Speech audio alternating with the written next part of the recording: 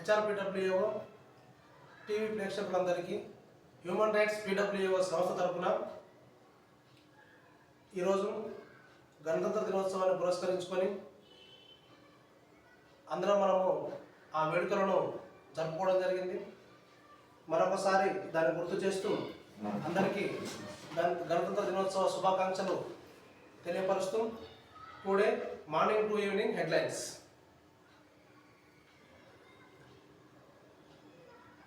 పద్మ అవార్డులను ప్రకటించిన కేంద్రం మొత్తం 30 మందికి పద్మశ్రీ అవార్డులను ప్రకటన. గణతంత్ర దినోత్సవం సందర్భంగా 2025 పద్మశ్రీ అవార్డుల గ్రహీతల జాబితాను కేంద్రం శనివారం ప్రకటించింది.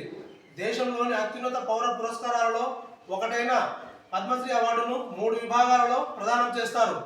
పద్మవిభూషణ్, పద్మభూషణ్ అలాగే పద్మశ్రీ అనే 3 విభాగాలలో ప్రదానం చేస్తారు. పద్మశ్రీకి 30 మంది పేర్లను కేంద్ర ప్రభుత్వం ప్రకటించింది.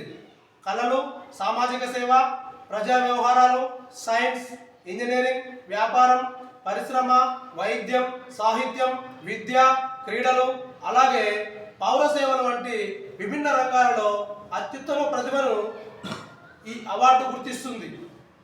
ఓకే, కేంద్రము శనివారం రోజు 30 మంది పేర్లను ప్రకటించిందంట. ఆ పేర్లు ఎవరెవరు అనేది మనకు రేపు మార్నింగ్ న్యూస్లో మనకు తెలిసిపోతుంది. రేపు మార్నింగ్ టు ఈవినింగ్ న్యూస్లో తెలుసుకుందాం. వరంగల్లో నకిలీ కరెన్సీ ముఠా గుట్టురట్టు. ₹1,00,000కు 4 లక్షలు ఇస్తామని దోపిడీ. 8 మంది ముఠా సభ్యులను అరెస్టు చేసిన పోలీసులు. 34 లక్షల నగదుకు 21 లక్షల నకిలీ నోట్లు స్వాధీనం. చూడండి, మనము గత 2-3 రోజుల క్రితం కూడా ఈ సన్నివేశము హయత్ నగర్కు సంబంధించిన ప్రాంతంలో వేరే స్టేట్ నుంచి వేరే దేశం నుంచి వచ్చి ఇక్కడ ఇలాంటి చర్యలకు పాల్పడుతున్నట్టు వచ్చింది. ఈ మధ్యకాలంలో ఈ ముఠాలు వెలువడుతున్నది. ఈ 1 వీక్నే ఇది 2వ ముఠ. కాబట్టి నేను ప్రభుత్వాలకు, పోలీసు వారికి ఇలాంటి వ్యవస్థలను అరికట్టే, ఇలాంటి అవినీతిని అరికట్టే వ్యవస్థలందరికీ మా హ్యూమన్ రైట్స్ పిడబ్ల్యూఓ సంస్థ తరఫున మీరు చాలా పటిష్టంగా చర్యలు తీసుకొని ఇంకా ఇలాంటి ముఠాలు ఎన్నున్నాయనేది కూపి లాగి మొత్తం ఇలాంటి ముఠాలను అరికట్టాలి. ఈ కరెన్సీ, దొంగ నోట్ల కరెన్సీ అనేది దేశం యొక్క ఆర్థిక పరిస్థితిని చిన్నాభిన్నం చేస్తుంది.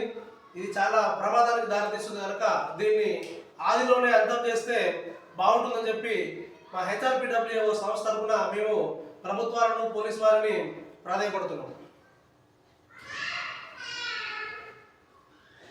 రేపు నారాయణపేట జిల్లాలో సీఎం రేవంత్ రెడ్డి పర్యటన.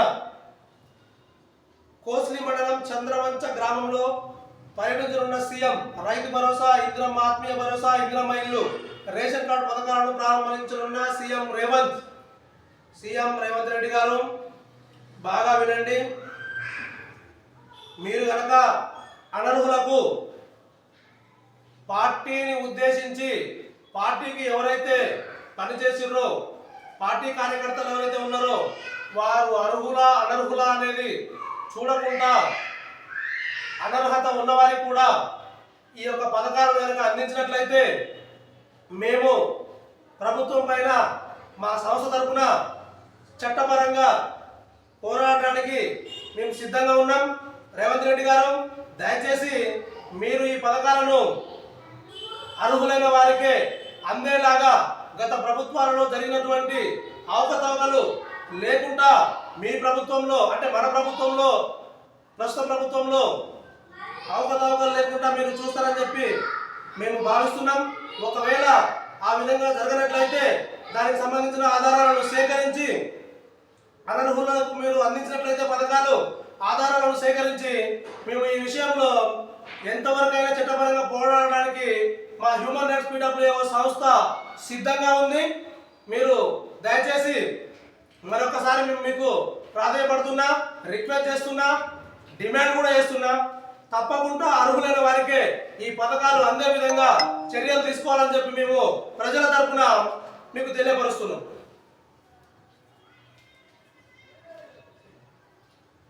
విజయసాయి రెడ్డి నిర్ణయాన్ని మేము ఆమోదించకపోయినా గౌరవిస్తున్నాం. వైసీపీ పార్టీ ఏర్పాటు నుంచి విజయసాయి పునాదిలా ఉన్నారు. విజయాలు కష్టకాలంలోనూ పార్టీకి అండగా ఉన్నారు. విజయసాయికి శుభాకాంక్షలు చెబుతూ వైసీపీ ట్వీట్. ఓకే. ఆగస్టు 15 నాడు జెండా ఎగరవేయడానికి, జనవరి 26 నాడు జెండా ఆవిష్కరించడానికి తేడా ఏంటో తెలుసా? చూద్దాం. అందరికి మ్యాక్సిమం తెలుసు, 90% తెలియని వారు కొంతమంది ఉన్నారు. తెలియని వారి కొరకు మరొకసారి నేను దీన్ని ఏం రాసిందో చూద్దాం. ఇక్కడ ఆగస్టు 15, 1947 స్వేచ్ఛా వాయువును పీల్చుతూ భారతదేశం స్వాతంత్ర్యం పొందింది. అందుకే ప్రతి ఏటా ఈ తేదీన స్వాతంత్ర దినోత్సవాన్ని జరుపుకుంటున్నాం. ఈ తేదీన దేశవ్యాప్తంగా జెండా ఎగరవేసి సాంస్కృతిక కార్యక్రమాలను నిర్వహిస్తారు. అలాగే 1950 జనవరి 26 దేశంలో రాజ్యాంగం అమలులోనికి రాగా ప్రతి ఏటా ఈ తేదీని గణతంత్ర దినోత్సవంగా జరుపుకుంటాం. ఈ రోజున దేశవ్యాప్తంగా త్రివర్ణ పతాకాన్ని ఆవిష్కరించి ఘనంగా గణతంత్ర దినోత్సవాన్ని నిర్వహించుకుంటాం. అయితే ఆగస్టు 15 జెండా ఎగరవేయడానికి, జనవరి 26 జెండా ఆవిష్కరించడానికి మధ్య చిన్న తేడా ఉంది. ఆ తేడా ఏందో చూద్దాం. ఈ తేడా చాలా మందికి అవగాహన ఉండకపోతుంది అనుకుంటున్నా. అవగాహన లేని వాళ్ళకు ఉపయోగపడుతుంది కాబట్టి ఇది కూడా చూద్దాం ఏందనేది. ప్రతి సంవత్సరం ఆగస్టు 15 దేశ ప్రధాని న్యూఢిల్లీలోని ఎర్రకోటలో జాతీయ జెండాను ఎగరవేస్తారు. ఆగస్టు 15 రోజున జాతీయ పతాకాన్ని స్తంభం దిగువన కడతారు. బ్రిటిష్ పాలన నుంచి భారతదేశం స్వాతంత్ర్యాన్ని పొందిందని సూచించడానికి త్రివర్ణ పతాకాన్ని పైకి లాగుతారు. మొదటి స్వాతంత్ర దినోత్సవం రోజున బ్రిటిష్ దేశ జెండాను దింపుతూ మన దేశ జెండాను పైకి ఎగరవేశారు. స్వాతంత్ర్యం వచ్చిందని తెలియజేయడానికి ఇలా త్రివర్ణ పతాకాన్ని పైకి లాగి ఎగరవేస్తారు. ఇది కొత్త దేశ ఆవిర్భావానికి ప్రతీకంగా నిలుస్తుంది. గణతంత్ర దినోత్సవం జరిగిన 26 నాడు రాష్ట్రపతి జెండాను ఆవిష్కరిస్తారు. జనవరి 26 గణతంత్ర దినోత్సవం సందర్భంగా త్రివర్ణ పతాకాన్ని పైభాగంలో కట్టి పైకి లాగకుండా విప్పుతారు. ఇలా త్రివర్ణ పతాకాన్ని ఆవిష్కరించడం ద్వారా ఇప్పటికే దేశం స్వతంత్రంగా ఉందని తెలియజేస్తారు. ఈ 2 తేదీలలో జెండాను రెపరెపలాడిస్తారు. గమనిక చూద్దాం. ఇక్కడ జనవరి 26 నాడు జెండాను ముందుగానే కర్రపోల్కి పైన కట్టి ఉంచుతాము కనుక ఆగస్టు 15 లాగా జెండాను కింది నుండి పైకి లాగము అనేది గమనించాలి. దేశ పౌరుల ప్రతినిధి భారత పార్లమెంటుకు ప్రజలచే నేరుగా ఎన్నికైన దేశ ప్రధాని స్వాతంత్ర దినోత్సవం రోజున జెండా ఎగరవేయడానికి, అలాగే గణతంత్ర దినోత్సవం రోజున రాష్ట్రపతి గారు జెండాను ఆవిష్కరించడానికి ఒక కారణం ఉంది. స్వాతంత్ర్యం వచ్చిన సమయం నాటి భారత రాజ్యాంగం అమలులోకి రాలేదు. అప్పటి రాజ్యాంగాధిపతి అయిన రాష్ట్రపతి పదవి చేపట్టలేదు. దీంతో రాజ్యాంగం అమల్లోకి వచ్చిన జనవరి 26వ తేదీన రాజ్యాంగాధిపతి అయిన రాష్ట్రపతి రిపబ్లిక్ డే నాడు మహోన్నత జెండాను ఆవిష్కరించారు. అయితే ఇక్కడ గమనించాల్సిన వ్యత్యాసం ఏమిటంటే స్వాతంత్ర దినోత్సవం సందర్భంగా ప్రధానమంత్రి జెండాను ఎగరవేస్తారు. గణతంత్ర దినోత్సవం సందర్భం నాడు రాష్ట్రపతి గారు జెండాను ఎగరవేస్తారు. ఇంకొక వ్యత్యాసం ఏమిటంటే స్వాతంత్ర్యం, గణతంత్రం దినోత్సవ కార్యక్రమాల వేడుకలు 2 వేరు ప్రదేశాల్లో జరుగుతాయి. స్వాతంత్ర దినోత్సవం ఆగస్టు 15 నాడు జెండా ఎగరవేసే కార్యక్రమం ఈ ఎర్రకోటలో జరుగుతుంది. గణతంత్ర దినోత్సవం జనవరి 26 నాడు రాజ్పథ్లో జెండా ఆవిష్కరణ కార్యక్రమం జరుగుతుంది. ఈ విషయం ఇప్పటికీ చాలా మందికి ఈ దేశ పౌరులకు తెలియదు, చదువుకున్న వాళ్ళకు కూడా చాలా వరకు తెలియదు. కావున ఈ సమాచారం మన వాళ్ళకి అవగాహన కల్పించడం మన బాధ్యతగా భావించండి. ముఖ్యంగా విద్యార్థులకు తెలియజేస్తారని ఆశిస్తున్నాను. 76వ గణతంత్ర దినోత్సవ శుభాకాంక్షలు మీ అందరికీ. ధన్యవాదాలు. మీ రాజమౌళి రిపోర్టర్ బద్వేల్ రిపోర్టర్ రాజమౌళి గారు ఈ విషయాన్ని వెల్లడించడం జరిగింది. రాజమౌళి గారు హ్యూమన్ రైట్స్ PWO సంస్థ తరఫున మీకు హృదయపూర్వక ధన్యవాదాలు మేము తెలియపరుస్తున్నాం. చాలా విలువైన సమాచారం అందించారు. ఈ సమాచారం చాలా గొప్ప సమాచారం, చాలా విలువైన సమాచారము. ఇది ముఖ్యంగా మీరు అన్నట్లుగా విద్యార్థులకు తెలియపరచాలి. దీన్ని తెలియపరచడంలో చాలా ఉపయోగాలు ఉన్నాయి. ఎన్డీఏ ప్రభుత్వానికి ప్రజలు అద్భుత విజయాన్ని అందించారు. చంద్రబాబు నాయకత్వాన్ని ప్రజలు స్వాగతించారు. ఏపీ ఆర్థిక పరిస్థితిని చక్కదిద్దడానికి చర్యలు. AP governor Abdul Nazeer Polavaram, Amaravati, Visakha steel ప్లాంట్కు కేంద్రం సహకారం అందిస్తుంది. గవర్నర్ నజీర్ స్వర్ణాంధ్ర విజయం 2047 ప్రణాళికతో పురోగమిస్తుంది. ప్రగతి ఫలాలు అందరికీ అందించడమే మా లక్ష్యం. నజీర్. థ్యాంక్ యూ గవర్నర్ గారు. పద్మ అవార్డుల ప్రకటనపై సీఎం రేవంత్ రెడ్డి అసంతృప్తి. ఎందుకు అసంతృప్తిగా ఉన్నారు మన రాష్ట్ర ముఖ్యమంత్రి రేవంత్ రెడ్డి గారు? చూద్దాం ఒకసారి. ప్రధాని మోడీకి లేఖ రాసే యోచనలో రేవంత్ రెడ్డి. తాను సిఫార్సు చేసిన 5 పేర్లలో ఒక్కరిని కూడా పరిగణలోకి తీసుకొని కేంద్ర ప్రభుత్వం బీజేపీకి అనుకూల వాళ్ళు మాత్రమే అవకాశం లభించింది. రేవంత్ రెడ్డి గారు ఇక్కడ మీరు ఎవరి పేర్లు ప్రకటించారు అనే ప్రస్తావన మా దృష్టికి రాలేదు కాబట్టి మేము ఈ సబ్జెక్టు మీద ఇప్పుడు మేము ఏమో మా అభిప్రాయాన్ని తెలియపరచలేకపోతున్నాం. కానీ నిజంగా రేవంత్ రెడ్డి గారు ప్రకటించిన పేర్లలో కనుక వాళ్ళు ఎలిజిబిలిటీ అయితే తప్పకుండా వాటిని అమలు చేసేది ఉండే మన కేంద్ర ప్రభుత్వం వారు. మరి రేపు వాళ్ళ పేర్లు ఎవరు నిజంగా వాళ్ళు ఎలిజిబులా కాదనేది మనకు వాళ్ళ పేర్ల లిస్టు మన దృష్టికి వచ్చిన తర్వాత మనం దాని గురించి ఎలిజిబులా కాదని నిర్ణయించేంత మనం కాదు, మనకు తెలిసిన మేరకు మనం ఒక ఆలోచనకు వద్దాం. నేడు కొడంగల్లో సీఎం రేవంత్ రెడ్డి పర్యటన. ఇందిరమ్మ ఇల్లు, రైతు భరోసా, రేషన్ కార్డులు, ఇందిరమ్మ ఆత్మీయ భరోసా పథకాలు ప్రారంభించిన ముఖ్యమంత్రి. మధ్యాహ్నం 1:15 2 గంటల వరకు చంద్రవంచ గ్రామంలో పథకాల ప్రారంభోత్సవం. సీఎం పర్యటన నేపథ్యంలో పోలీసు వారు భారీ బందోబస్తు. ఖచ్చితంగా ఉండాల్సిందే. పోలీసు వారి బాధ్యత. మన రాష్ట్ర ముఖ్యమంత్రి గారిని మనం కాపాడుకోవాలి. టీడీపీ సభ్యత్వం పేరుతో శ్రీకాకుళం జిల్లా మిలియాపుట్టి మండలం వసుంధర గ్రామానికి చెందిన లక్ష్మీనాయక్ అనే మహిళను మోసం చేసిన టీడీపీ నేతలు. చంద్రబాబు గారు ఇదేదో మీకు పెద్ద షాక్ లాగానే ఉంది, వినండి ఒకసారి. సభ్యత్వానికి 100 రూపాయలు కట్టాలంటూ తన బ్యాంక్ అకౌంట్ నుంచి 1,00,000 రూపాయలు ట్రాన్స్ఫర్ చేసుకున్నారంటూ ఆవేదన వ్యక్తం చేస్తున్న బాధితురాలు. ఈ బాధితురాలు ఎవరో కానీ పాపం మిమ్మల్ని చాలా అన్యాయానికి గురి చేసిర్రు. ఏపీ రాష్ట్ర ప్రభుత్వ ముఖ్యమంత్రి చంద్రబాబు నాయుడు గారు, అలాగే డిప్యూటీ సీఎం పవన్ కళ్యాణ్ గారు, మీరు ఈ విషయాన్ని పరిగణలోకి తీసుకోవాలి. పరిగణలోకి తీసుకొని ఈ విధంగా ఈమెకు అన్యాయం జరిగినందుకు, అలాగే చంద్రబాబు నాయుడు గారు ముఖ్యంగా మీరు పార్టీ పేరుతోని ఈ విధంగా ఈమెను అన్యాయం చేసిర్రు. మీరు ఈ విషయంలో కఠినమైన చర్యలు ఆ అన్యాయానికి పాల్పడిన వారిపై తీసుకున్నట్లయితే మీరు ఇక ముందు ఫ్యూచర్లో చాలా ఇబ్బందులు ఎదుర్కోవాల్సి వస్తుంది. కాబట్టి ఇది ఆదిలోనే ఈ సమస్యను మళ్ళీ రాకుండా దీనికి కావాల్సిన పనిష్మెంట్ ఇచ్చి ఆదిలోనే ఈ సమస్యను మళ్ళీ రిపీట్ కాకుండా అంతం చేస్తే బాగుంటుందని చెప్పి మేము మా సంస్థ తరఫున మీకు విన్నవించుకుంటున్నాం. ఇక దానికి సంబంధించిన ఎవిడెన్స్ కూడా పెట్టింది ఇక్కడ క్లియర్గా. భారతదేశం ఆకారంలో 750 మంది విద్యార్థులు మానవహారం. 76వ గణతంత్ర దినోత్సవం సందర్భంగా కుప్పం కళాకారుడు పూరి ఆర్ట్స్ పురుషోత్తం ఆధ్వర్యంలో దేశ చిత్రపటం సైనిక లోగో సోషల్ మీడియాలో వీడియో వైరల్. ఓకే, మన భారతీయుల నైపుణ్యమే వేరు. గణతంత్ర దినోత్సవం సందర్భంగా ఉండవల్లిలోని తన నివాసంలో జాతీయ జెండా ఎగరవేసిన ఆంధ్రప్రదేశ్ ముఖ్యమంత్రి చంద్రబాబు నాయుడు. రిపబ్లిక్ డే సందర్భంగా జూబ్లీహిల్స్ నివాసంలో సీఎం రేవంత్ రెడ్డి జెండా వందనం. హైదరాబాద్ లో భారీగా పట్టుబడ్డ కల్తీ నెయ్యి. బంజారాహిల్స్ లోని ఫైట్ గి అండ్ కార్డ్ పేరుతో ఉన్న షాప్ లో కల్తీ నెయ్యి తయారవుతుందని జిహెచ్ఎంసీ టాస్క్ ఫోర్స్ పోలీసులు తనిఖీ నిర్వహించారు. కల్తీ పదార్థాల ప్రమాదకర రసాయనాలతో నెయ్యి తయారు చేస్తున్నట్లు గుర్తింపు. భారీగా కల్తీ నెయ్యిలో పాటు తయారీకి ఉపయోగిస్తున్న పదార్థాలను స్వాధీనం చేసుకున్న పోలీసులు. ముఖ్యంగా ఈ విషయంలో వినియోగదారుల సేవా కేంద్రాలు ఉన్నాయి మన గవర్నమెంట్. ఈ వినియోగదారుల కోర్టులు ఉంటాయి, కన్జ్యూమర్ కోర్టులు. దీనికి సంబంధించిన యాజమాన్యాలు స్పందించి ఈ విషయంపై తగిన చట్టపరమైన చర్యలు తీసుకొని నిత్యావసర ఆహార పదార్థాలలో జరుగుతున్నటువంటి కల్తీని అరికట్టకపోయినట్లయితే ప్రజలు చాలా విషపూరితమైన ఫుడ్ను తీసుకొని చాలా అనారోగ్యాల పాలయ్యి ఆరోగ్యం దెబ్బతింటుంది. కనుక ప్రజలను ఇలాంటి వ్యవస్థ నుంచి బయటకు తీసుకొచ్చే ప్రయత్నం ప్రభుత్వాలు చేయాలని చెప్పి మేము మా యొక్క సంస్థ తరఫున ప్రభుత్వాలను డిమాండ్ చేస్తున్నాం. అప్పు కట్టలేదని ఇంటి ముందు పోయి పెట్టిన బ్యాంక్ అధికారులు. అరే అయ్యా, నిన్న మొన్ననే కదా బ్యాంకులో ఏదో పొలము తీసుకున్న అప్పు కట్టలేకపోయిందని చెప్పి పురుగుల మందాలు చనిపోయింది. ఒక పక్క నుంచి న్యూస్ వస్తూనే ఉన్నాయి, చూస్తూనే ఉన్నారు. మళ్ళీ కూడా ఇంటి ముందు పొయ్యి పెట్టిన బ్యాంక్ అధికారులు అంట. అసలు ఎట్లా పెట్టిన పొయ్యి, ఏం పెట్టినా అసలు చూద్దాం. మరి అంతగానో పొయ్యి పెట్టాల్సిన అవసరం వాళ్ళకేం వచ్చిందో చూద్దాం. జనగామ జిల్లా దేవరుప్పల మండలం పెదతండాకు చెందిన గుగులోతు లక్ష్మి తెలంగాణ గ్రామీణ బ్యాంకులో మహిళా సంఘంలో రుణం తీసుకొని 61,000 అప్పు పడింది. అప్పు కట్టాలని గుగులోతు లక్ష్మి ఇంటి ముందు పొయ్యి పెట్టి బ్యాంకు అధికారులు వంట వార్పు చేశారు.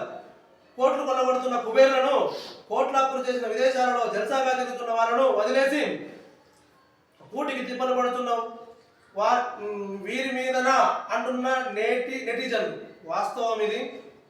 ఏది ఏమైనప్పటికీ మన భారతదేశం ఒక రాజ్యాంగ పరిధిలో అన్నిటికీ ఏ విధంగా ఏ సమస్యను ఏ విధంగా ముందుకెళ్ళాలని చెప్పేసి రాజ్యాంగ పరిధిలో చట్టబద్ధంగానే పైసలు ఇవ్వడమైనా చట్టబద్ధంగానే ఉండాలి, పైసలు వసూలు చేసుకోవడమైనా చట్టబద్ధంగానే ఉండాలి. కానీ ఈ విధంగా చట్ట వ్యతిరేకమైన చర్యలు చేసి ప్రజల ప్రాణాలతోనే ఆడుకోవద్దు. దయచేసి ఈ విధమైన చర్యలకు పాల్పడుతున్న వారిపై కఠిన చర్యలు తీసుకొని వీళ్ళకు బుద్ధి చెప్పాలని చెప్పేసి నేను పోలీసు వారిని ప్రభుత్వాన్ని కోరుతున్నాను. అలాగే ఢిల్లీ కర్తవ్య పథంలో జరుగుతున్న గణతంత్ర దినోత్సవ వేడుకల్లో ఏపీ శకటం వచ్చినప్పుడు రామ్మోహన్ నాయుడు ఏం చేశాడు అని వచ్చింది. ఏం చేశాడో చూద్దాం. ఇక తర్వాత ఇది ఒక క్లిక్ ఇచ్చారు కానీ నెక్స్ట్ రేపు వీడియోలో చూసుకుందాం. దాన్ని సంగారెడ్డిలో సిపిఎం మహాసభలు హాజరైన సిపిఎం నేత ప్రకాష్ ఖరత్ ఏచూరి లేని లోటును తీర్చాల్సిన బాధ్యత నేతలపై ఉంది. మదురైలో జరిగిన మహాసభలో కీలక నిర్ణయాలు తీసుకోవాలి. రాజ్యాంగాన్ని మార్చాలని బీజేపీ ప్రయత్నిస్తుంది. దేశాన్ని ఒక మతానికి పరిమితం చేయాలని చూశారు. మళ్ళీ నల్ల చట్టాలు తీసుకొచ్చే ప్రయత్నం చేస్తున్నారు. లౌకికవాద శక్తులతో కలిసి బీజేపీ వాదనాలపై పోరాడాలి. సిపిఎం నేత ప్రకాష్ ఖరత్ దయచేసి రాజ్యాంగాన్ని మార్చాలని చూస్తున్నారు అనే కాన్సెప్ట్కు రాకండి. ఎవరైనా పరిస్థితులు జరుగుతున్న పరిస్థితులు కాలక్రమేణా పరిస్థితుల ప్రభావాలను బట్టి చట్టాలను పటిష్టం చేస్తున్నారే తప్ప రాజ్యాంగాన్ని మారుస్తున్నారనే వర్డ్ ఇక్కడ కరెక్ట్ కాదు. దయచేసి ఎవరైనా సరే బీజేపీ ప్రభుత్వం రాజ్యాంగాన్ని మారుస్తుంది అనే వర్డ్ యూజ్ చేయకపోతేనే బాగుంటుందని చెప్పేసి మేము అభిప్రాయాన్ని వ్యక్తపరుస్తున్నాం.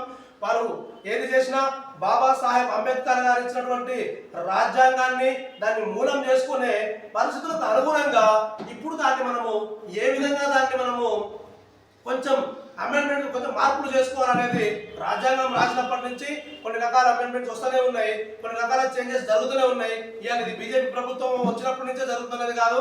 గతంలో కాంగ్రెస్ ప్రభుత్వం ఉన్నప్పుడు కూడా కొన్ని మార్పులు అనేవి జరిగిన సంగతి అందరికీ తెలిసిన విషయమే. అంత మాత్రాన రాజ్యాంగాన్నే మారుస్తున్నారని ఈ విధంగా వ్యాఖ్యానించడం అనేది కరెక్ట్ కాదని చెప్పి మేము మా యొక్క హ్యూమన్ రైట్స్ పీడబ్ల్యూఏఓ సంస్థ తరపున తెలియపరుస్తున్నాం.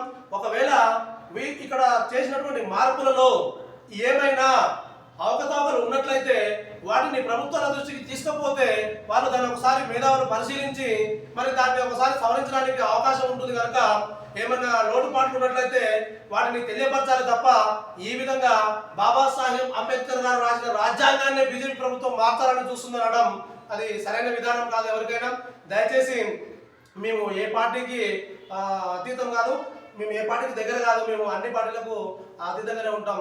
ఏది ఏమైనా కూడా ప్రజలందరికీ సమాన న్యాయం జరగాలి, ప్రజలందరికీ సరైన న్యాయం ఉండాలి, చట్టం పట్ల అందరికీ అవగాహన రావాలి, ప్రజలందరికీ అవేర్నెస్ ఇవ్వాలి అనే విషయం మీదనే మేము ఉంటాం తప్ప మేము ఎవరు కూడా మా యొక్క వ్యాఖ్యలను అనుదంగా భావించవద్దు. దయచేసి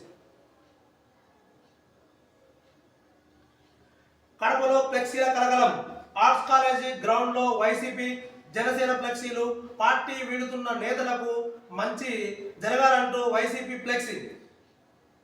పార్టీ వీడుతున్న నేతలకు మంచి జరగాలంటూ వైసీపీ ఫ్లెక్సీ. జగన్ అంటే భయపడుతున్నారని వైసీపీ ఫ్లెక్సీ. జనసేన పేరుతో ఎదురుగా మరో ఫ్లెక్సీ. అబ్దుల్ కలాం స్ఫూర్తితో పవన్ ఫోటోతో ఫ్లెక్సీ. మేము ముందే చెప్పాం ఆయనతో అంత ఈజీ కాదని. 21 కాదు 50 తీసుకోవాలని చెప్పినా వినలేదు. మనకున్నది 21 మందే అనుకుంటున్నారు. వాళ్ళకు కుర్చీ మనం ఇచ్చిన భిక్ష అని మర్చిపోయారు. మిమ్మల్ని వదిలేసి వాళ్ళే దావోస్ వెళ్ళారు, వాళ్ళని పట్టించుకునే నాదులు వెళ్ళాడంటూ జనసేన ఫ్లెక్సీ. 2 ఫ్లెక్సీలు తొలగింపు మున్సిపల్ సిబ్బంది. అబ్బా సూపర్ నిర్ణయం. ఈ మున్సిపల్ ఆఫీసర్స్ కు వెరీ వెరీ ధన్యవాదాలు. ఇక్కడ సమన్యాయాన్ని చూపించారని చెప్పి మేము తెలియపరుస్తున్నాం. ఇక్కడ అధికార పార్టీ ప్రస్తుతం కూటమి అధికార పార్టీలో ఉన్నా కూడా వారికి సపోర్ట్ చేయకుండా మున్సిపల్ ఆఫీసర్ వాళ్ళు ఈ విధంగా సమన్యాయం ఆలోచించి వాళ్ళ యొక్క విధి విధానాన్ని కరెక్ట్గా నిర్వర్తించినందుకు మేము మా హ్యూమన్ రైట్స్ పీడబ్ల్యూఏఓ సంస్థ తరపున వారికి ధన్యవాదాలు తెలియపరుస్తున్నాం. ఈ విధంగా ప్రతి ఆఫీసర్స్ కూడా ఈ విధంగానే వన్ సైడ్ అనేది లేకుండా న్యాయంగా కనుక తన యొక్క విధి విధానాలను నిర్వర్తిస్తే ఇది దేశం యొక్క అభివృద్ధికి ఒక మెట్టు అని కూడా మనము చెప్పుకోవచ్చు. జైలు నుంచి విడుదలైన ఖైదీతో డీల్. వైరల్ గా మారిన Nellore jail. Superintendent Rajarao audio. డబ్బులు తీసుకుని డిమాండ్. సెక్షన్ నుంచి అడ్మిషన్ సెక్షన్కు ఖైదీల మార్పు. జైలుకు వస్తున్న తమ బంధువులను బాగా చూసుకోవాలన్న మాజీ ఖైదీ రాకేష్ ఇందుకు ఆన్లైన్లో డబ్బులు వేయించుకున్నట్లు ఉన్న ఆడియో సంభాషణలో ఇది నిజమైతే దీనిపైన కఠినమైన చర్యలు తీసుకోవాలని చెప్పి నేను ప్రభుత్వాన్ని కోరుకుంటున్నా. లేని పక్షంలో ఒక జైలులో ఈ విధమైన సిచ్యువేషన్ జరుగుతుందంటే ఇది దేశ భవిష్యత్తుకే ఇది ఒక పెద్ద అడ్డం. ఇది చాలా డేంజర్ అయిన పరిస్థితి. ఎందుకంటే జైల్లో రకరకాల వాదులు, ఉగ్రవాదులు, తీవ్రవాదులు, వాళ్ళు వీళ్ళు రౌడీలు, గుండాలు, మర్డర్లు, మనమంగా చేసినారు. ఇంకా జైలు అంటేనే ఎలాంటి వాళ్ళు ఉంటారో అందరికీ తెలిసిన విషయమే. అలాంటి దగ్గరనే ఇలాంటి జరుగుతున్నాయంటే ఇక దేశం ఎడిపోతుంది. ఆలోచించండి ఒకసారి. ప్రభుత్వాలు ఈ విషయం మీద కఠినమైన చర్యలు తీసుకోవాలని చెప్పి నేను మా హెచ్ఆర్పిడబ్ల్యూ సంస్థ తరఫున ఖచ్చితంగా నేను డిమాండ్ చేస్తున్నాను. లేని పక్షంలో చాలా ఇబ్బందులను ఎదుర్కోవాల్సి వస్తుంది. వరంగల్ జిల్లాలో ఘోర రోడ్డు ప్రమాదం జరిగింది. మామూలు వద్ద లారీ, ఆటో మరో వాహనం ఢీకొన్నాయి. ఈ ప్రమాదంలో 5 మృతి చెందారు. మృతులు 4 మహిళలు సహా ఓ బాలుడు ఉన్నట్టు సమాచారం. లారీ డ్రైవర్ మద్యం మత్తులో ఉండడమే ప్రమాదానికి కారణమని అనుమానిస్తున్నారు. అతన్ని పోలీసులు అదుపులోకి తీసుకున్నారు. పూర్తి వివరాలు తెలియాల్సి ఉంది. ఇవన్నీ జరుగుతూనే ఉన్నాయి. ట్రాఫిక్ వాళ్ళు కొంత జాగ్రత్తలు తీసుకుంటే బాగుంటుందని చెప్పి భావిస్తున్నాం. దీనికి రకరకాల కారణాలు ఉన్నాయి యాక్సిడెంట్కు.